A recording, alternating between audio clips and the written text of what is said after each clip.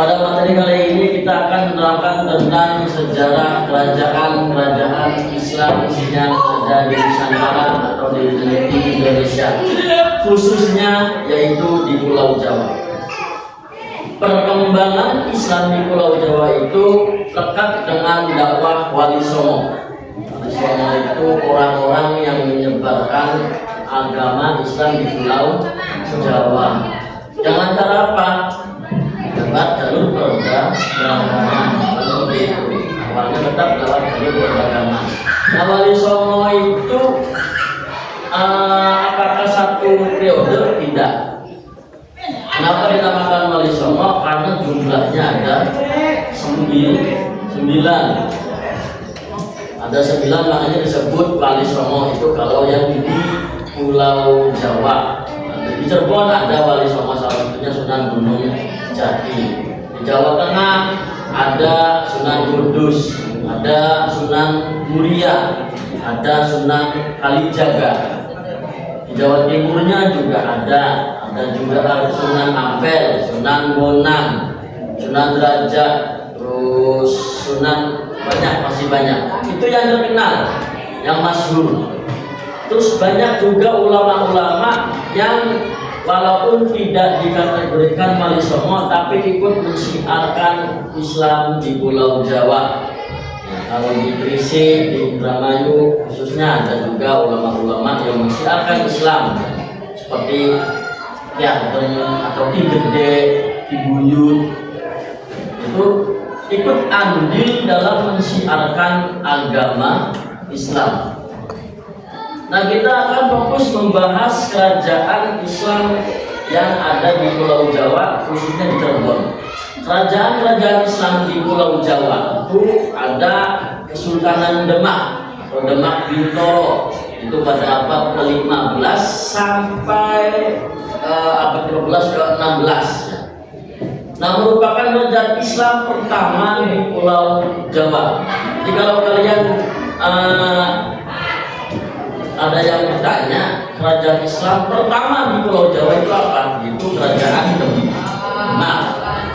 Mungkin kalian santri yang kemarin habis ziarah, itu kalian ziarah ke Demak, Masjid Agung Demak. Di samping kanannya ada makam Raden Fatahillah. Nah, itu adalah raja pertama di Pulau Jawa atau raja kerajaan Islam di Demak, Demak Bintoro. Didirikan oleh Raden Fatah atau Raden Fatahillah. Raden Fatah setelah runtuhnya Majapahit, karena Raden Fatah itu dalam cerita hikayat, kalau tidak salah dia itu masih keturunan atau putra dari Raja Majapahit. Demak menjadi pusat penyebaran Islam di Jawa dengan Masjid Agung Demak sebagai simbolnya. Makanya ada Masjid Agung Demak. Yang santri kemarin berziarah ke Masjid Agung Demak, nah itu ada raja Islam di Pulau Jawa, raja pertama Islam, yaitu Raja Raden Fatah atau Raden Fatahillah. Terus di Jawa Baratnya ada Kesultanan Banten pada abad ke-16 sampai ke-19, didirikan oleh Sunan Gunung Jati, Syekh Syarif Hidayatullah nama aslinya, dan mencapai kejayaan oleh cucunya, ya kalau tidak salah di Sultan Hasanuddin. Terus kalau di Cirebon itu ada juga kerajaan pada abad ke-15 sampai 17, didirikan oleh Pangeran Walang Sungsang atau Pangeran Cakrabuana, nama lainnya Mbah Bulu Sangkan, namanya banyak. Siapa beliau? Pangeran Walang Sungsang itu kalau kalian dulu pernah nonton film Raden Kian Santang, itu ada namanya Raden Walang Sungsang. Raden Walang Sungsang itu Raden Kian Santang, Raden Rara Santang, Nimas Rara Santang, terus Raden Kian Santang itu masih putra putri dari Prabu Siliwangi. Nah, itu silsilahnya masih kakak adik. Jadi Kian Santang, Walang Sungsang, Nimas Rara Santang itu masih kakak adik. Nah, hanya Raden Walang Sungsang atau disebut dengan Pangeran Cakrabuana atau yang dikenal dengan Bahu Sangkan, itu yang mendirikan Kesultanan Cirebon pada abad ke-15 sampai ke-17. Dikembangkan oleh Sunan Gunung Jati. Siapa Sunan Gunung Jati?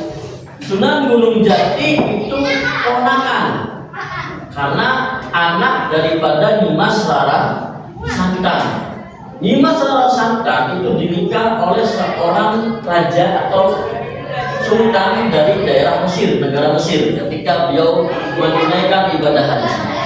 Dinikahi karo wong Mesir, karo raja Mesir. Dua anak punya anak dua. Yang pertama yaitu Syekh Syarif Hidayatullah, yang kedua Syarif Nurullah. Sebenarnya yang menjadi putra mahkota itu Syarif Hidayatullah. Dia tidak mau, dia ingin mensiarkan Islam di daerah kelahiran ibunya, yaitu di Jawa Barat. Akhirnya yang meneruskan tahta bapaknya itu adiknya Pangeran Syekh Syarif Hidayatullah, itu Syarif Nurullah. Nah, Banten itu siapanya? Banten itu cucunya. Makanya Cirebon sama Banten itu masih dua Cirebon. Akhirnya dinikah punya anak dua, Syekh Syarif Hidayatullah tinggallah di Indonesia. Jadi aslinya wong di Blasteran. Blasteran wong Sunda nikah karo wong di Mesir. Mesir di Mesir. Di Jakarta. Nah itu ya Mesir. Jadi dinikah karo raja Mesir. Nah terus ada lagi Kesultanan Mataram Islam pada abad 16 dan ke-18, didirikan oleh Panembahan Senopati dan mencapai puncak keemasan di bawah Sultan Agung Hadjokusumo yang menyatukan hampir seluruh tanah Jawa dan menyerang VOC di Batavia melalui perjanjian Giyanti pada tahun 1755. Terus yang kita fokuskan yaitu Kesultanan Cirebon. Kesultanan Cirebon itu didirikan oleh Pangeran Cakrabuana atau Raden Walang Sungsang. Apa asal usulnya? Ada dua versi. Sejarah itu ya ada dua versi. Yang pertama, Cirebon itu asal kata dari caruban, yang artinya campuran. Caruban itu campuran. Campuran karena masyarakatnya heterogen, terdiri dari beberapa suku. Ada suku Jawa, suku Sunda, ada juga yang dari Arabnya dan sebagainya. Makanya dinamakan caruban. Ada lagi yang mengatakan Cirebon itu asal katanya dari Cairebon. Cairebon itu cai itu air, rebon itu rebon. Dia tahu rebon. Rebon itu udah kecil-kecil di laut, vegetasi. Itu rebon. Makanya Cirebon itu dulu ketika masih jadi bawahan mana namanya daerah Majalengka, itu selalu memberikan upeti pajak, memberikan pajak atau upeti berupa rebon, air rebon, perasan air rebon. Makanya dinamakan Cairebon atau Cirebon. Ada yang seperti itu, macam-macam. Yang didirikan itu tadi oleh Pangeran Cakrabuana atau Ki Gedeng Tapak. Terus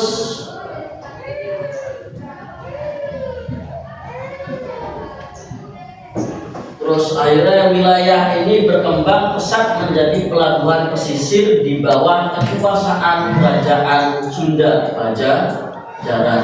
Itu Bapak Wali Dewek. Dalam sejarah saya pernah membaca babat tanah Cirebon. Itu setelah Islam di Cirebon itu mulai maju pesat, masuk ke wilayah Indramayu, ke Majalengka.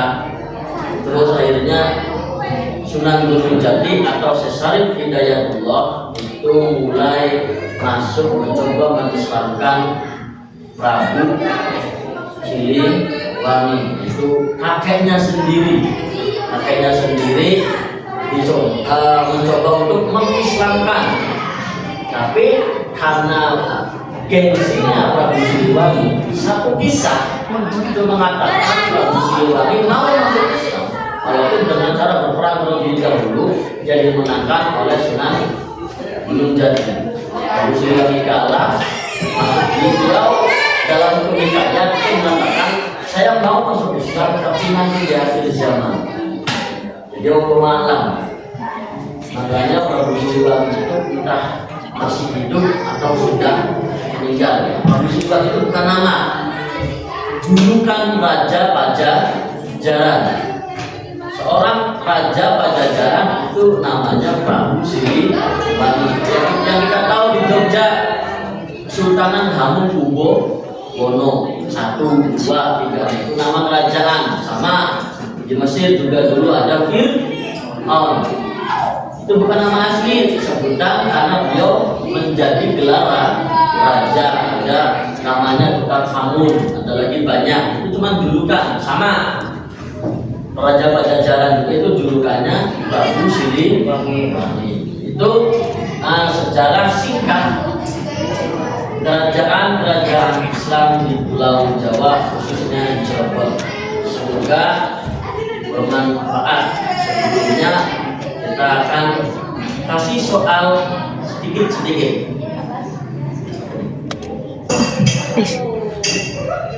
Baik, saya akan berikan beberapa pertanyaan, satu laki-laki, satu perempuan. Untuk perempuan dulu, yang bisa jawab acungkan jari.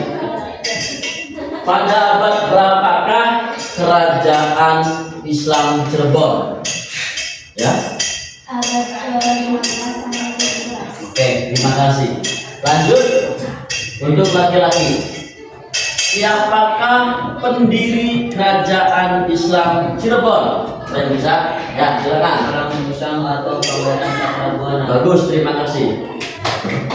Cukup sekian dari kami, dari saya. Semoga materi pada hari ini bisa bermanfaat, karena kita harus tetap belajar sejarah, kita harus tahu sejarah. Tanpanya ada sejarah ya tidak mungkin kita bisa lahir. Perkembangan peradaban itu ada karena adanya sejarah. Hanya tetap semangat, tetap belajar, jangan pernah malas untuk belajar. Semoga bermanfaat, khususnya bagi saya dan umumnya bagi kalian semua. Saya akhiri. Wallahul muwaffiq ila aqwamit thoriq. Assalamualaikum warahmatullahi wabarakatuh. Waalaikumsalam warahmatullahi wabarakatuh.